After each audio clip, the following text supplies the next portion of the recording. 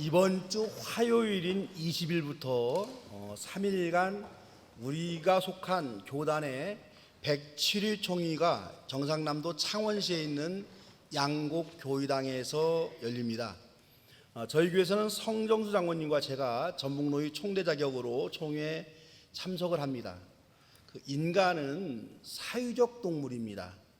신앙 역시도 개인적이면서 동시에 사회적입니다. 내 신앙은 내가 지켜야 하지만 우리 교단이 어떤 신앙으로 저와 여러분을 인도하고 있는지를 우리가 잘 알고 있어야 합니다. 지방의 작은 교회에 소속된 교인이지만 우리 교단의 신앙 내용과 정책의 방향성을 알고 있어야 우리의 개인적인 신앙도 지켜낼 수가 있습니다. 우리 교단의 뜻 있는 많은 목사들이 107일기 총회 전주일에 총회 헌법 정치 28조 6항을 지키자, 이런 주제를 가지고 설교하자라고 제안을 했습니다. 정치 28조 6항이 무엇인지 우리가 화면을 보면서 한번 좀 확인해 보도록 합니다. 화면 한번 좀 띄워주시겠어요? 같이 한번 읽어봅니다. 유임 목사 또는 담임 목사 청빙에 있어 아래 각 호에 해당하는 이는 유임 목사 또는 담임 목사로 청빙할 수 없다. 단 자립 대상 교회에는 이를 적용하지 아니한다 해놓고 1번 우리 같이 한번 읽습니다. 해당 교회에서 사임, 은퇴하는 유임 목사의 배우자 및 직계 비속과 그 직계 비속의 배우자. 2번 해당 교회 시무 장로의 배우자 및 직계 비속과 그 직계 비속의 배우자. 이 헌법의 요지는요, 그 교회에서 은퇴하는 목사 그리고 그 교회 시무 장로의 배우자는 물론 아들과 딸, 며느리 사이, 직계 비속이라는 걸 말하는 거죠. 직계 아들과 딸, 며느리 사이, 이런 사람들을 담임 목사로 청빙할 수 없다는 헌법입니다. 목사에게만 해당되는 건 조항이 아니라 시무 장로님들에게도 해당이 됩니다. 그러니까 우리 교회를 들면 강림교회 목사는 물론 강림교회에 시무하고 있는 장로의 아들 혹은 며느리, 이런 사람들을 강림교회 담임 목사로 청빙할 수 없다, 이런 조항이에요. 이런 훌륭한 총회헌법이 2013년도에 제정이 되었습니다. 그런데 우리 교단에서 사이즈면에서 가장 큰 교회, 사이즈가 큰 교회지 영성이 높은 교회는 아니에요. 이 큰 교회인 명성교회에서 2015년도 김사환 목사가 은퇴하면서 이 헌법을 어기고 아들을 담임 목사로 청빙한 겁니다. 만약 강림교회에서 이런 세습이 일어났다고 한다면 노회총회로부터 철퇴를 맞았을 거예요. 하지만 규모가 커서 교단에서 많은 영향력을 끼치고 있는 명성교회에서 일어난 세습이기 때문에 교단이 두 쪽으로 갈라져서 지금까지 논쟁하고 싸우고 있습니다. 그 당시 명성교회 세습을 인정하자 이런 사람들은요, 헌법에 은퇴하는 목사로 기록되어 있는데 김사환 목사는 1년 전에 은퇴한 목사이기 때문에 해당되지 않는다, 이런 기상천외한 국어 실력을 발휘했던 거예요. 그래서 세습을 허락해야 된다, 이렇게 주장하는 겁니다. 참 유치하죠. 반대쪽에서는 이런 엉터리 해석은 받아들일 수가 없기 때문에 헌법대로 퇴임하는 목사나 퇴임한 목사의 후임으로는 아들이나 며느리를 담임 목사로 청빙할 수 없다고 주장하면서 끈질기게 명성세습을 반대해 온 겁니다. 그런데 올해 총회에서는 진주노회에서 세습을 금지한 정치 28조 6항을 아예 삭제하자, 이런 청원이 올라왔어요. 문제는 상당히 많은 총대 목사들, 총대 장로들이 세습방지법을 폐지한다, 여기에 동조하고 있습니다. 명성교회 세습 문제로 인해서 통합총회 바로세우기 행동연대라는 목회자 단체가 우리 교단에 만들어졌습니다. 이 단체를 중심으로 세습방지법인 정치 28조 6항을 지켜내야 한다, 이렇게 예장통합 교인들에게 호소하고 있습니다.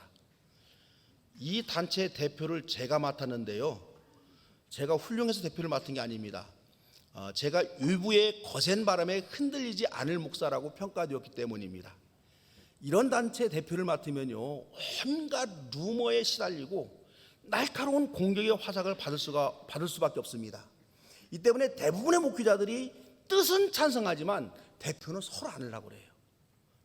다행히 저는 일단 무게가 많이 나가는 목사인지라 어지간한 바람에는 미동도 하지 않을 것이고, 지방에 있는 교인지라 압력을 덜 받을 수가 있고, 특히 강림교회 당위는 이런 문제로 목사가 공격받을 때 목사를 충분히 지켜줄 수 있는 당위라고 평가되었기 때문입니다. 저는 이런 점에서 우리 교회 장로님들과 성도들에게 감사를 드립니다. 이번 총회는 이 문제로 상당히 논란이 되는 총회가 될 것으로 예상되기에 성도들에게 기도를 부탁합니다. 교단을 바로 세우려는 목회자 장로들이 명성교회의 압력에 굴하지 아니하고 끝까지 이 귀한 종황을 지켜낼 수 있도록 기도가 필요합니다. 이를 위해서 총회 전 주일에 이 조항으로 설교하자라고 뜻을 이렇게 모았습니다. 저는 목회하면서 어려운 문제가 닥치고 힘든 결정을 해야 할 때마다 근본, 본질, 처음 마음이 무엇인가를 생각해 봤습니다. 내가 왜 예수 믿는가? 나는 왜 목사가 되었는가? 이런 근본을 생각하면 어렵고 갈등하는 문제에 답이 보입니다. 이 세습 문제를 가지고도 교회와 교인의 근본이 무엇인지를 다시 생각해 보았습니다. 저와 여러분은 왜 예수님의 제자가 되었습니까? 왜 우리는 그리스도인으로 살아가고 있습니까? 우리는 권력과 명예를 얻기 위해서 그리스도인이 된 게 아닙니다. 우리는 경제적으로 풍요롭게 살기 위해서 그리스도인이 된 것이 아닙니다. 우리는 이름도 없이 빛도 없이 주를 위해서, 복음을 위해 살려고 예수를 믿었고 예수님의 제자가 되었습니다.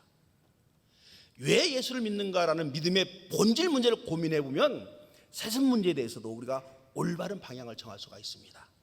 또한 코로나 시대를 맞이해서 흔들리는 우리의 신앙을 굳건히 세워나갈 수가 있습니다. 오늘 신약의 본문은요, 예수님이 제자들을 부르는 장면입니다. 그러니까 제자들이 처음 예수님을 만나서 예수님을 따르겠다고 결단한 거죠. 여기에 이제 왜 예수를 믿게 되었는가라고 하는 근본이 담겨 있습니다. 베드로, 야고보, 요한, 안드레, 이런 사람들은요, 예수님의 제자 가운데서 대표가 되는 제자들입니다.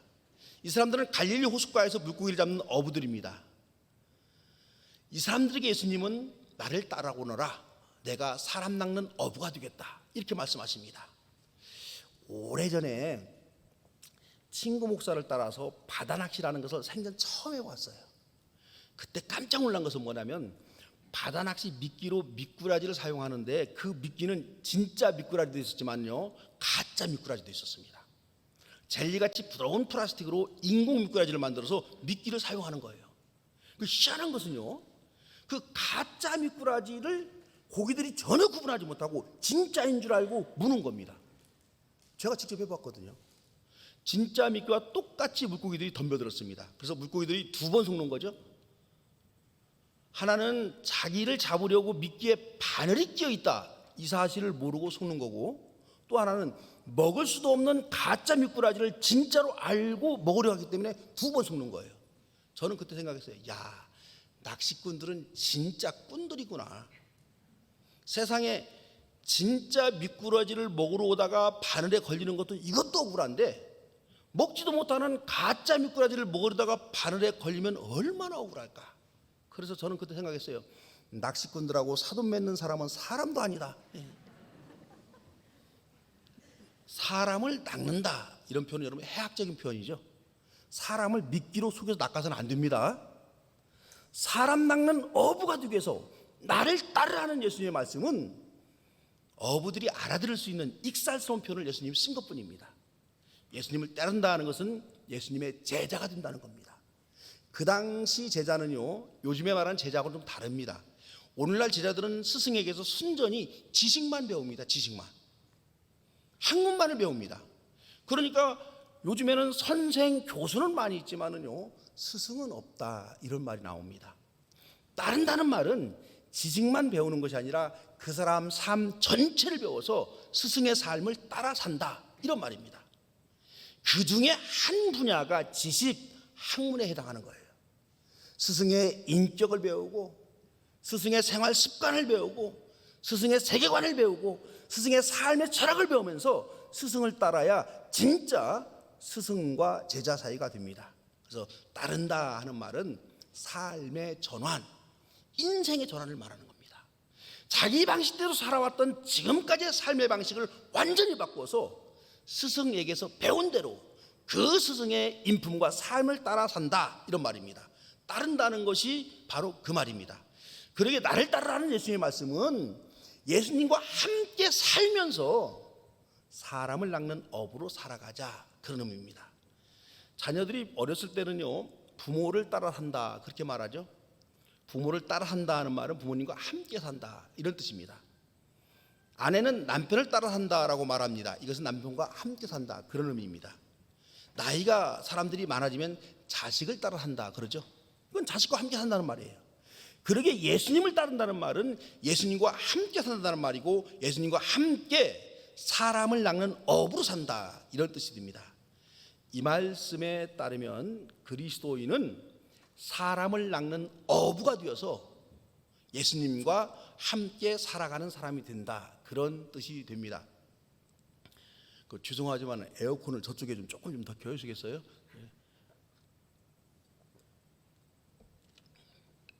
여러분, 사람을 낚으려면요, 이게 사람의 마음을 얻어야 낚을 수가 있습니다. 사람 낚는 어부라 하는 말은요, 사람을 얻는 사람이 된다, 그런 뜻입니다. 어떻게 해야 사람의 마음을 얻을 수 있습니까? 법대로 살면요, 유능한 사람, 정확한 사람이긴 하지만 사람의 마음을 얻는 데는 실패합니다. 사람의 마음을 얻으려면 사람 중심으로 세상을 봐야 됩니다. 교회에서는 하나님 중심으로 세상을 살아가라, 그렇게 말하잖아요. 하나님 중심으로 살아가는 사람이 사람 중심으로 살아가는 그런 사람입니다. 같은 말입니다, 여러분. 여기서 사람은 하나님과 분리된 사람이 아니라 하나님의 형상으로 창조된 사람을 말합니다. 사람은 하나님의 형상대로 창조된 사람 중심으로 세상을 살아가야 됩니다. 사람 중심으로 세상을 살아가는 사람에 대한 좋은 예화는 선한 사마리아인의 비유입니다. 강도를 만나 죽게 된 사람을 제사장과 레위 사람들이 발견하지만 이들은 그대로 지나가 버립니다. 유대 문화를 모르는 우리들은 이 기록만 보면 야, 참 인정머리 없는 제사장이네, 그렇게 생각할 수 있어요. 그런데 유대인들은 그 이야기를 들으면 제사장과 레위 사람들이 법대로 행동했네, 그렇게 말합니다. 제사장과 레위 사람들은 주로 제사를 드리러 갈 때에만 외출한다고 그래요. 그러니까 제사를 드리러 가는 제사장이나 제사를 돕는 레위인이 만일 죽은 시체를 만지게 되면 부정을 타서 제사를 드릴 수가 없습니다. 이게 율법입니다. 만약 강도 막는 사람이 죽지 않을 정도로 가벼운 상처를 입었다면 이들은 도와줬을 거예요. 하지만 죽을 정도로 치명상을 입었다면 이들은 빨리 그 자리를 벗어나서 죽은 사람을 보지 않고 만지지 않는 것이 그게 정당한 겁니다. 자칫 그 사람이 죽기라도 하면 레인과 제사장은 부정을 타서 하나님께 제사를 드릴 수가 없기 때문입니다. 제사장과 레인들은 이렇게 율법 중심으로 세상을 살아갑니다. 이들은 죽어가는 사람이 보이지 않습니다. 오직 율법만 보입니다. 이 때문에 이들은 율법을 잘 지키는 사람일지는 모르지만 사람의 마음을 얻지는 못했습니다. 사람이 율법 중심으로 살면서 죽어가는 사람을 외면한다면 그 사람이 드리는 제사를 하나님이 기뻐하지 않으신다고 예수님은 가르치십니다. 자신의 재산과 에너지를 소비해서 자비를 베푼 사마리아 사람이야말로 하나님이 기뻐하는 행동이다, 이렇게 말합니다. 만일 사마리아 사람이 사람 중심으로 세상을 살아가지 아니하고 물질 중심으로 세상을 살아간다면 이 사람은 강도 만난 사람을 외면했을 거예요. 사람을 돕는 일은 자신의 재물에 손해가 되는 일이기 때문입니다. 사마리아 사람은 율법 중심도 아니고 물질 중심도 아니었습니다. 사람 중심으로 살아가는 사람이었기 때문에 죽어가는 유대인을 살렸습니다. 그래야 사람의 마음을 얻을 수 있습니다. 여러분들은 무엇을 중심으로 세상을 살아가고 있습니까? 한번 스스로 생각해 보세요. 정치하는 사람들은 권력 중심으로 살아가는 사람들입니다. 정당의 목적은 권력을 잡는 것이라고 세상은 말합니다. 이런 이유로 정치하는 사람들은 권력을 잡기 위해서 혈안이 되어 살아갑니다. 사람 중심으로 정치를 하지 않고 권력 중심으로 정치를 하니까요, 권력 중심의 정치는 사람들을 파괴하고 사람들에게 실망을 주고 사람들의 마음을 잃는 그런 정치가 되는 겁니다. 이제 우리는 정당 정치가 얼마나 문제가 많은가를 알게 되었습니다. 지금은 여당과 여당이 싸우고 여당과 야당이 싸우는 모습을 보면서 조선시대의 사색당파를 충분히 이해할 수가 있습니다. 정치꾼들의 눈에는 사람인 백성은 보이지 않고 권력만 눈에 보입니다. 그래서 사람 중심으로 정치를 하면 사람의 마음을 얻을 수가 사람 중심으로 정치하지 않으면 사람의 마음을 얻을 수가 없습니다. 사업을 하는 기업가들은 여러분 무엇을 중심으로 살아갑니까? 자본주의에서는 기업의 목적이 이윤 추구라 이렇게 말합니다. 이윤을 남기지 않으면 기업이 존재할 이유가 없습니다. 그런데 기업이 이윤을 중심으로 움직이다 보니까는요, 더 많은 이윤을 얻기 위해서 사람의 노동력을 착취합니다. 사람의 생명이 파괴되어도 기업은 크게 개의치 않습니다. 더 많은 이윤을 남기기 위해서 위험을 감수하라고 노동자들에게 채근합니다. 경영자들이 노동자와 함께 먹고 살자고 머리를 맞대고 논하면 그것 때문에 기업이 파산한 일은 없을 겁니다. 경영자의 이견 좀 줄어들 수 있을지 모르지만 기업의 노동자들은 그 기업의 식구라는 자부심을 가지고 힘차게 노동할 수가 있습니다. 누구나 더 많은 물질을 얻고 싶은 욕망이 있습니다만 무엇보다도 사람의 마음을 얻는 게 가장 큰 물질을 얻는 겁니다. 기업가들도 이윤 중심이 아니라 사람 중심으로 경영을 해야 사람의 마음을 얻을 수가 있습니다. 오래전에 저를 좋아하는 후배 하나가 고민을 하나 상담을 해요. 목사님, 제가 지금 이혼을 하려고 하는데 이혼하는 것만으로도 고통스러워 죽겠는데 얼마 되지 않지만 재산을 어떻게 나눠야 되는가, 이것 때문에 조금 긴장하고 있습니다. 서로 갈등하고 있습니다. 물어봤어요. 야, 얼마 재산이 있는데? 아파트 한 채고 차 한 대 있대요. 그래서 내가 그렇게 했어요. 야, 아파트고 차고 다 아내한테 주고 너는 깨끗이 몸만 나와. 그랬더니 저한테 나는 뭐 먹고 살라고요? 죽어야지 뭐 살아. 응? 여자 하나도 제대로 못 인도해가지고 못 리더해가지고 이혼하는 놈이 죽어야지 뭘 또 달라고 그래요? 내가 쥐약 살 테니까 빨리 먹어. 빙긋이 웃어요. 그래서 내가 이런 얘기했어요. 야, 이혼이라는 극단적인 상황이지만은 거기서 사람을 봐라. 돈을 보지 말고 이익을 보지 말고 네 어떤 그 미래를 보지 말고 사람을 봐라. 그러면 그 아내에게 모든 것 다 주고 빈털터를 나오면은 네 아내가 내가 지금까지 살아왔던 사람이 저런 사람이었나? 감동받을 거 아니냐. 그리고 너는 직장 있으니까 다시 시작하면 돼. 이 친구가 진짜요, 그냥 그 자기 신발하고 옷까지만 가고 진짜 그렇게 나왔어요. 근데 재밌는 것은 그 1년 뒤에 식당에서 그 아내가 만났는데 얼마나 이혼한 아내가 자기를 반겨주든가 연애할 때 만난 것과 똑같이 반겨주더라는 거예요. 저한테 너무 고맙다고, 너무 잘했다고. 여러분, 우리가 힘들고 어려운 일을 누구나 당합니다. 그때 다른 거 보지 말고 사람을 보세요. 사람을 보면은요, 그 답이 나오고 길이 보입니다. 우리 가운데는 일 중심, 업적 중심으로 살아가는 사람이 있습니다. 자신에게 주어진 일을 꼼꼼하고 완벽하게 하는 사람들이 있습니다. 대단히 능력 있는 사람들이고 큰 업적을 이뤄내는 뛰어난 사람들입니다. 하지만 이런 분들은 자칫 일과 책임 때문에 사람을 보지 못할 때가 있습니다. 일의 성취를 위해서 자신뿐만 아니라 같이 일하는 동료들을 학대하는 거예요. 주어진 일은 멋지게 완수해내는데 그 일 때문에 동료들과 관계가 파괴되는 경우가 있습니다. 일 중심으로 세상을 살아간 사람은 사회에서 인정은 받는데 사람의 마음을 얻는 데는 실패합니다. 그리스도인은 예수님의 가르친 대로 사람 중심으로 세상을 살아간 사람입니다. 사람 중심으로 살아가면 사람의 마음을 얻을 수가 있습니다. 이것을 사람을 낚는 어부, 이렇게 예수님이 익살스럽게 표현한 거예요. 명성교회 세습을 옹호하는 사람이 이런 주장을 합니다. 명성교회는 대형 교회이기 때문에 명성교회를 너무도 잘하는 전임 목사의 아들이 후임이 되어야만 명성교회가 삽니다. 그러니까 반대쪽에 있는 분이 이렇게 말합니다. 명성교회가 세습을 하면 명성교회는 살 수 있을지 모르지만 한국교회는 다 죽습니다. 여러분 이해 가요?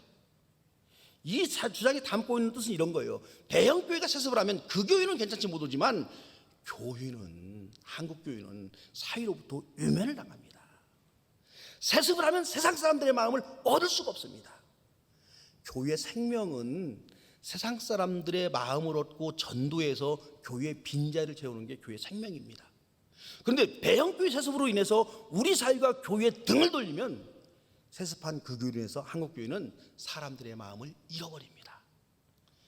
교회 역사에서 보면은요, 중세 가톨릭에서도 교회 세습 문제로 아주 이 머리가 아팠습니다. 그래서 오랜 시간의 진통을 겪은 후에 가톨릭 교회에서는 세습 문제를 해결하기 위해서 극단적인 정책을 선택합니다. 신부들에게 독신으로 살도록 결혼 자체를 금했습니다.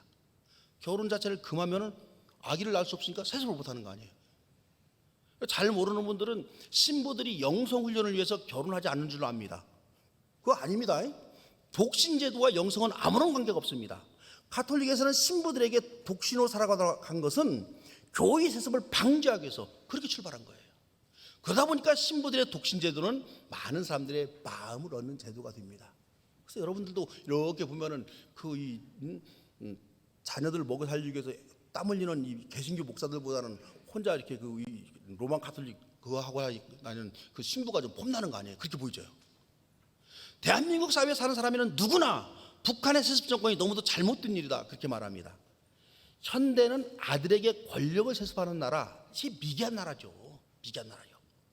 현대 사회에서는 그 어떤 공동체라도 세습은 비난의 대상이 됩니다. 심지어 자신이 키운 회사를 자식에게 물려주지 않냐고 전문 경영인에게 물려줄 때 우리 사회에서는 박수를 칩니다. 이게 상식이에요, 여러분. 그런데 세습을 하는 개신교 교회들의 교인들만은 목사 세습의 정당성을 인정합니다. 왜 그럴까요? 왜 교인들이 우리 교회 목사 아들에게 담임 목사를 물려주는 것을 왜 찬성할까요? 두 가지라고 합니다. 우민화와 이권입니다. 목사에 의해서 우민화된 교인들은 세습을 찬성합니다. 그 담임 목사를 우상화하고 있기 때문이에요. 또한 대형교회는 대단히 많은 이권들이 걸려 있습니다. 재산과 관계되어 이권을 차지하고 있는 사람들이 담임 목사가 바뀌면 자신이 움직이는 이권이 다른 사람으로 넘어갈 수가 있습니다. 마치 정권이 바뀌면 장관이 다 바뀌듯 교회의 많은 재산을 관리하고 개입하는 사람들도 바뀌어야 되는 거예요. 그러니 이들이 담임 목사가 은퇴하고도 영향력을 발휘할 수 있도록 조직적으로 사람과 돈을 동원해서 목사의 세습을 찬성합니다. 이런 짓들은 우리 사회에 마음을 얻을 수가 없습니다. 그리스도인은 자신의 종교적 직책과 신분을 이용해서 이권과 특혜를 얻으려고 해서는 안 됩니다. 예수님은 제자들에게 사역을 맡기면서 이 점을 분명히 했습니다. 주님의 나라를 위하여 사역하는 일은 참으로 아름다운 일이지만은 이 사역을 이용해서 자신의 사리 사욕을 채워서는 안 된다. 그렇게 말씀하십니다. 교회가 가난하고 규모가 작은 곳에서는 이권이 발생할 리 없습니다. 그래서 우리 헌법 28조 6항에도 보면은 이 미자립교회에서는 해당이 안 된다. 그렇게 써 있잖아요. 하지만 규모가 커지고 대형화가 되면 거기에는 크고 작은 이권들이 발생합니다. 교회 타락은 여기서부터 여러분 시작되는 거예요. 그렇기 때문에 규모가 큰 교회는 사람의 마음을 얻을 수 있는 판단과 결정이 무엇인지를 우선적으로 여러분 생각해야 됩니다. 가령 여러분 대형교회 담임 목사의 아들이 대단히 훌륭해서 아들에게 교회를 물려받을 능력이 있다고 봅시다. 그리고 교인들도 원한다고 봅시다. 그럼에도 불구하고 아들에게 세습을 하면 이권을 물려준다는 오해를 받을 수 있기 때문에 공식으로 청빙 공고에서 아들이 아닌 다른 목사를 담임 목사로 청빙한다면 어때요, 여러분? 사람의 마음에 감동을 줍니다. 우리 사회에 감동을 주는 거예요. 이게 그리스도인이 행하는 덕입니다. 아들에게 세습하면요, 아무리 정당해도 특혜이기 때문에 사람들의 마음을 얻지 못합니다. 더구나 우리 통합적 교단에서는요, 세습방지법을 제정을 했습니다. 그 법이 앞서 말씀한 헌법 정치편 28조 6항입니다. 이 법을 제정한 장소가 명성교회이고 그 자리에서 참석했습니다. 그렇다면 교단이 정한 법을 지켜야 교단 소속의 교회라고 할 수가 있습니다. 사이즈가 크고 교단에 많은 공헌을 했기 때문에 법을 지키지 않는다면 예수님을 다시 십자가에 못 박는 교회가 됩니다. 사람들은 이런 교회 행위를 보면서 등을 돌리고 유면합니다. 교회가 사람의 마음을 얻으려 하지 아니하고 교회의 이권과 교회의 안위만을 생각하기 때문에 이런 서글픈 일이 발생을 합니다. 저는 명성교회 문제를 살펴보면서 끊임없이 제 자신을 살펴봅니다. 사람 중심으로 목회하고 있는가, 아니면 물질, 명예, 권력, 인기, 업적 등의 세속적 욕망이 우선이 목회를 하고 있는가, 저 자신을 많이 돌아봅니다. 여러분들도 교회에 그 어떤 문제들이 발생할 때마다 문제를 일으킨 교회나 그 사람을 비난하는 것으로 끝내서는 안 되는 거예요. 우리 스스로의 삶을 깊이 성찰해보는 계기가 여러분 되어야 되는 겁니다. 나는 사람 중심으로 세상을 살아가고 있는가, 아니면 다른 무엇에 중심을 두고 세상을 살아가고 있는가, 성찰해 볼 수 있어야 됩니다. 그리스도인은 누구나 예수와 함께 살아가는 예수님의 제자들입니다. 예수님의 제자들은 사람 중심으로 세상을 보고 세상을 살아가는 사람입니다. 이 결단이 여러분 절대 흔들려서는 안 됩니다. 사람 중심으로 세상을 살면서 사람의 마음을 얻는 저와 여러분이 되시기를 주의 이름으로 축원합니다. 사랑의 주님, 예수님을 따르는 일이 결코 쉽지 않은 일임을 우리가 잘 압니다. 우리의 욕망이 죽어야 예수님을 따를 수가 있습니다. 우리 주님, 우리의 욕망이 죽고 예수님을 따름으로 말미암아서 우리가 세상 사람들의 마음을 얻는 놀라운 역사가 있게 해주시고, 현대 교회가 우리 사회의 마음을 얻는 그런 교회가 되게 하여 주시옵소서. 우리 교단이 제정한 훌륭한 정치 28조 6항을 우리 모두가 기도하면서 지켜낼 수 있도록, 그래서 후배들에게 자랑스러운 그런 선배들이 될 수 있도록 우리 주님이 돌보시고 인도해 주시옵소서. 예수님의 이름으로 기도합니다.